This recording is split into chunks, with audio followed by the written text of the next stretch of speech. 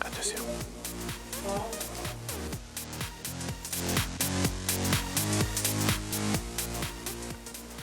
Retour de l'FC avec notre invité Rémi Ebanega. Rémi, rebonsoir. Nous allons parler de ce football gabonais qui, selon vous, traverse une vraie crise. Vous allez tout nous expliquer dans quelques instants. Sami Mochtabi est là, avec nous, toujours, dans cette deuxième partie, et a été rejoint par Mohamed Traoré. Mohamed qui est là, comme d'habitude. Présent, bonsoir Mohamed. La question de l'FC, que pensez-vous de la situation du football béninois en ce moment? Vous n'hésitez pas, nos réseaux sociaux, mais aussi fc@africa24tv.com. Vous êtes vraiment nombreux à intervenir comme chaque semaine. Inquiétude chez les joueurs gabonais et le championnat, tous les détails dans quelques instants.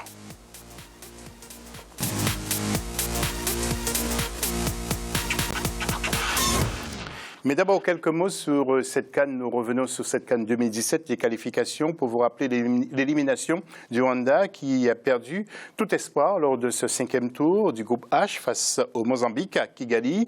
Les Amavubi avaient besoin d'une victoire pour ne pas hypothéquer leur chance, décidément, de qualification. Mais ils se sont inclinés 3-2 sous les yeux d'Olive Adjakotan, qui était aussi assez déçu. Écoutez son résumé. Le Rwanda est éliminé de la course des qualifications pour la Coupe d'Afrique des Nations Gabon 2017. Les Amavubi ont été défaits au stade Amahoro de Kigali, 2-3 par les Mamba du Mozambique. C'était le 4 juin 2016. À la 10e minute, les visiteurs ouvrent le score grâce à leur capitaine Elias Gaspard Pelemba. Mais les Rwandais égalisent à la 36e par Jacques Tuisengi. Abson David Manjat donne l'avantage au Mozambique à la 44e minute. À la reprise, les Rwandais reviennent encore au score à la 77e minute grâce à leur buteur Jacques Tuisengi. Cependant, les Mamba vont inscrire le but de leur première victoire de ces éliminatoires à la 79e minute par l'intermédiaire de Elias Gaspard Pelemba. We visualize very careful the strengths of Rwanda. On a bien étudié le jeu du Rwanda, on a procédé par de courtes passes pour les mettre en difficulté. La bonne circulation du ballon a joué en notre faveur. C'est une nouvelle philosophie de jeu et quand vous croyez en vos capacités, vous pouvez gagner tout le monde. It's a new ideas. When you work and when you believe in what you do, we must have created 12 or 14 good chances. Nous nous sommes créés 12 à 14 bonnes situations dangereuses, donc on a eu beaucoup d'occasions de but, mais on n'a pas pu les concrétiser dans ce match. C'est vraiment dommage. Cependant, nous sommes une bonne équipe et pour passer à un cap supérieur, il faudra corriger certaines erreurs. Le Rwanda avait battu le Mozambique à Maputo 1-0 en juin 2015 pendant la première journée de ces éliminatoires. Les Amavubi se déplaceront au Ghana pour affronter les Black Stars en septembre 2016 lors de la dernière journée. Et le Mozambique accueillera l'île Maurice. we have time now to prepare. Nous sommes en train de construire notre équipe. On prépare déjà d'autres compétitions comme la Coupe Kosafa. On savoure cette victoire, mais dès notre retour, on se remettra au travail. L'ambition est de bâtir une équipe compétitive pour le futur. On doit redéfinir maintenant nos objectifs car notre ambition principale était de se qualifier pour la CAN. Je pense qu'il y a d'autres compétitions qui nous permettront de bâtir une meilleure équipe. Il y a la Coupe Sekafa, sans oublier les éliminatoires pour le CHAN prochain. Ce sont autant de rendez-vous importants, donc nous ne devons pas penser seulement à notre élimination de ce jour. Soulignons que le Ghana est l'actuel leader du groupe H et a désormais besoin seulement d'un match nul pour disputer la CAN 2017. La Coupe d'Afrique des Nations se déroulera de janvier à février 2017 au Gabon. Voilà, Sami qui a reconnu bien sûr Abel. Sami, nous allons regarder le tableau avec Mohamed pour voir dans ce groupe H, et bien que l'équipe du Rwanda nous confirme que l'équipe a bien été éliminée. Voilà, donc Ghana premier, 13 points, Mozambique est à la dernière place, et l'île Maurice. On n'attendait pas grand-chose non plus de la part de l'île Maurice, qui est vraiment une petite nation. Sami ? C'était compliqué quand même dès le début du tirage, sachant que c'est le premier qui passait. Être meilleur deuxième, c'est assez hypothétique. Quand on tombe avec le Ghana, quand on est le Rwanda, le Mozambique, on sait qu'on n'est pas favori. Le Ghana est ultra favori, il est favori pour la victoire finale lors de cette CAN 2017. Donc c'est pas vraiment une surprise et c'était quand même quasi mission impossible pour ces deux nations de se hisser pardon. C'est compliqué.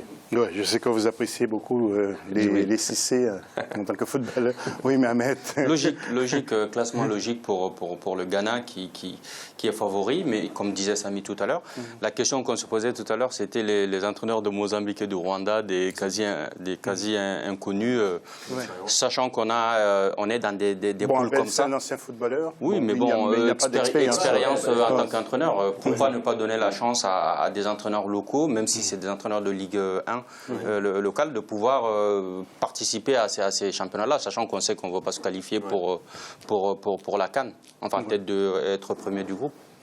Alors, messieurs, nous allons aborder une question importante, c'est le football gabonais qui traverse une crise. C'est ce que nous a dit Rémi. Alors, Rémi, que se passe-t-il dans ce football gabonais? Vous êtes le représentant des joueurs en Europe et au Gabon. Comment, concrètement?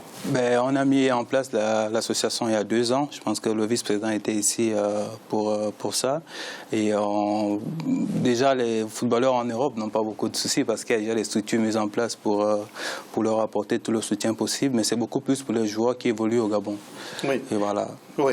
Alors, ceux qui évoluent au Gabon, nous allons voir quelques images justement et vous allez nous dire, ce sont des joueurs qui s'énervent, qui ne sont pas contents. Qu'est-ce qui se passe exactement? Voilà, c'est sur déjà une lettre que nous voyons. On ne peut pas lire, mais vraiment, qu'est-ce qui se passe là? Vous constatez, c'est un club, Stade Migovéen, un club de première division, où le président a décidé de licencier 12 joueurs sous contrat, d'un coup comme ça, parce que les joueurs ont refusé d'accepter les... Vous verrez, il y a, je pense, une autre vidéo, les 150 000... que la Ligue a décidé de donner aux joueurs comme aide. Donc les joueurs ont refusé et il a décidé de les suspendre. Donc les joueurs ont refusé et ce qui est pathétique, c'est que pour les chasser de leurs appartements, il a fait venir les ordres, la police, les forces de l'ordre pour les expulser. Oui, on a même vu qu'il y avait des hommes armés. Hein. Oui, effectivement, c'est ce qu'on déplore parce que là, c'est plus si on peut revoir ces images, encore une fois. Voilà, vous allez voir qu'il y a un dirigeant du club qui vient menacer avec une machette, une arme blanche, et c'est des images qu'on n'aime pas voir, mais nous on est obligé de venir ici parce que si nous sommes là, c'est parce qu'on veut que ça change. En fait, que c'est pas la vision, c'est pas la direction qu'on veut que prenne le football gabonais, parce que là c'est les footballeurs qui en périssent en fait. Oui, d'accord. Donc ce sont des incidents courants qui se déroulent justement là? Oui, c'est le quotidien. Moi, je vais dire, personnellement, j'ai joué au Gabon, c'est le quotidien des joueurs, mais c'est juste que là, on a eu certains joueurs qui commencent à prendre conscience de l'importance de l'association, qui aujourd'hui nous appellent dès qu'ils ont un problème. Donc quand ce problème-là a commencé, ils nous ont tout de suite appelés et on a envoyé un homme de presse pour aller les filmer et vous avez entendu ce qu'il a dit.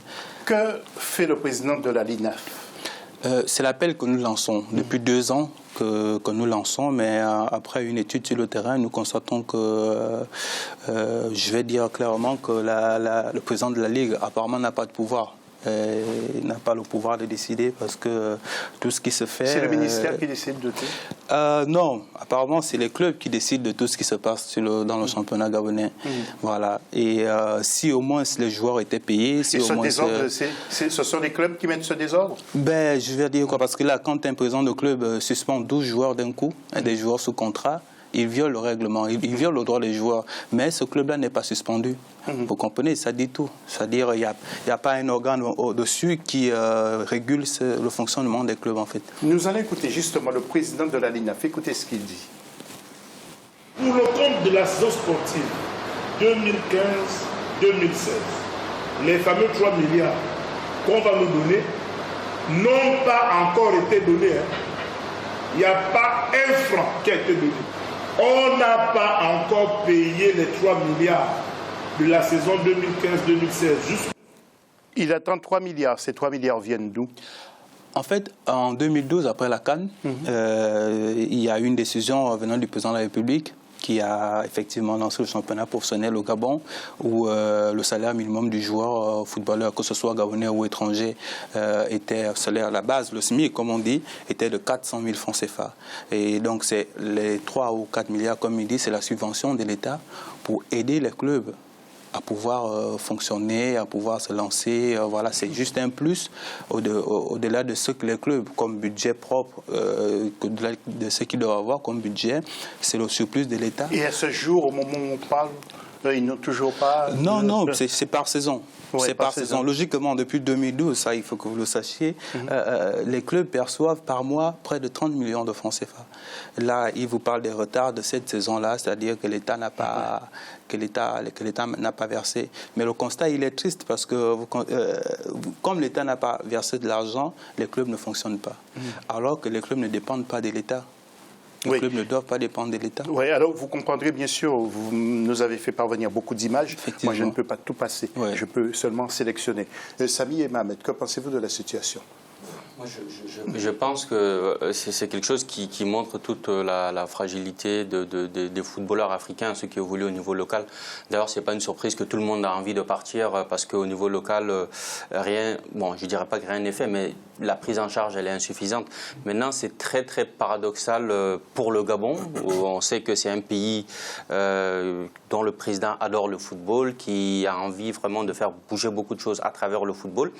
Et que d'un côté, on voit l'équipe nationale qui est pratiquement dans toutes les conditions et les clubs sont à la traîne ainsi. Est-ce que peut-être le professionnalisme n'a pas été lancé un peu précipitamment parce que le semi-professionnalisme aurait dû être la phase intermédiaire qui n'a pas été faite. Ok. On n'aura pas le temps de vous entendre, Samy, parce qu'il y a encore une image importante que je voudrais vous montrer, parce qu'il y a un événement important que vous voulez suivre aussi. Nous allons voir les images défiler. C'est à Libreville. Il s'agit de quoi ? Là, il s'agit de... Parce qu'on est allé sur le terrain, on a réfléchi. On s'est dit que déjà l'événement, c'est un événement où on veut réunir les anciens footballeurs qui ont fait l'histoire, qui ont écrit l'histoire du football gabonais, parce qu'on a pensé que ce football a besoin d'un deuxième souffle.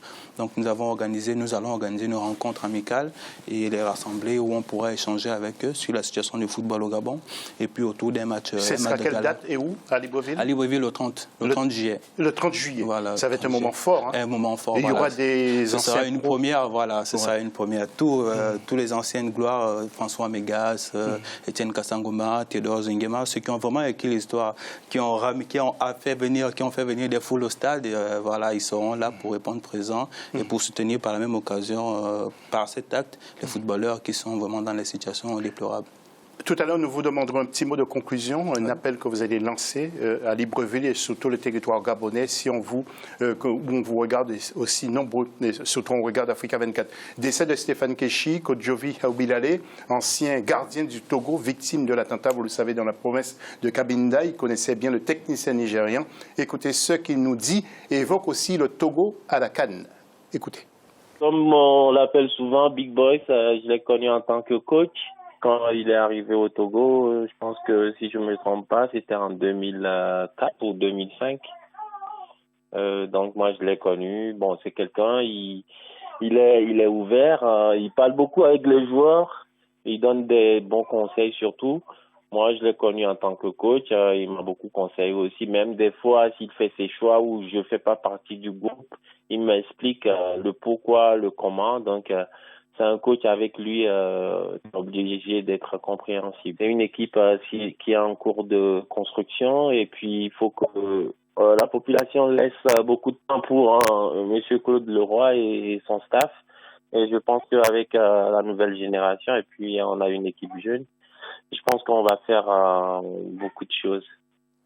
Et avant de retrouver Rémi, je voudrais quand même entendre Samy. Samy, il y a également un autre technicien qui est décédé au Nigeria, c'est Amadou Chourбу, DTN de la Fédération. Donc 2 décès, coup sur coup comme ça. Oui, c'est vrai que c'est plutôt tragique. Et surtout, Keshi, moi je l'avais connu comme joueur avec sa sélection en 1994 aux États-Unis lors de l'épopée nigériane. Donc oui, il avait réussi sa carrière en tant que joueur, il avait réussi sa carrière en tant que coach. C'est rare, si on voit sur le panel africain ce genre de réussite, c'est très rare. Et je trouve qu'il était un peu sous-estimé même. Il aurait mérité un petit peu plus de considération, je pense. Oui. C'est le seul qui a remporté, l'un des 2 seuls qui ont remporté la CAN en tant que joueur et entraîneur. Juste pour dire qu'il était entraîneur du Mali. À travers lui, il a pu faire éclore beaucoup de joueurs locaux du championnat local pour émerger dans l'équipe nationale du Mali, ce qui est très rare, très attristé pour son décès. Voilà. Rémi, un mot de conclusion pour ceux qui vous écoutent là-bas. Qu'est-ce que vous voulez leur adresser? Mon message il s'adresse beaucoup plus à la famille dirigeante du football gabonais, c'est-à-dire la fédération, la ligue, les clubs et les associations des entraîneurs. Je pense qu'au Gabon, il faut qu'on dresse un bilan depuis que le championnat est passé professionnel et voir ce qui ne marche pas. Parce que la conséquence de tout ça, c'est les joueurs qui subissent toutes ces conséquences-là. Moi, je pense qu'il est temps de s'asseoir et de mettre en place des organes indépendants qui peuvent contrôler la gestion, le fonctionnement des clubs, des ligues en fait. Parce que sachant que la ligue n'a pas le pouvoir de décider sur les clubs, il vaut mieux avoir un organe indépendant qui gère le fonctionnement des clubs. Savoir et vous êtes prêt à intégrer justement éventuellement bien d'autres amis, d'autres anciens footballeurs prêts à intégrer le système pour essayer d'améliorer les choses? Effectivement, c'est la raison pour laquelle on a lancé cet événement de rencontre avec les anciens footballeurs, mais beaucoup plus parce que nous avons travaillé en amont avec le vice-président qui est docteur en sciences du sport sur une charte du football, gabonais. Je vous interroge, est-ce qu'on peut repasser l'image de ce rendez-vous pour que nos téléspectateurs du Gabon puissent bien voir et pour qu'ils puissent reprendre au rendez-vous? Je vous avais interrompu. Voilà, donc on parlait du rendez-vous, on veut écouter les anciens pour qu'ils nous disent exactement ce qu'ils pensent de la situation et quelles sont les solutions qu'on peut apporter pour aider notre football qui sincèrement meurt à petit feu parce que les gens ne viennent plus au stade, les jeunes perdent l'envie de jouer au football et c'est normal parce que le footballeur aujourd'hui au Gabon devient une honte en fait d'être footballeur.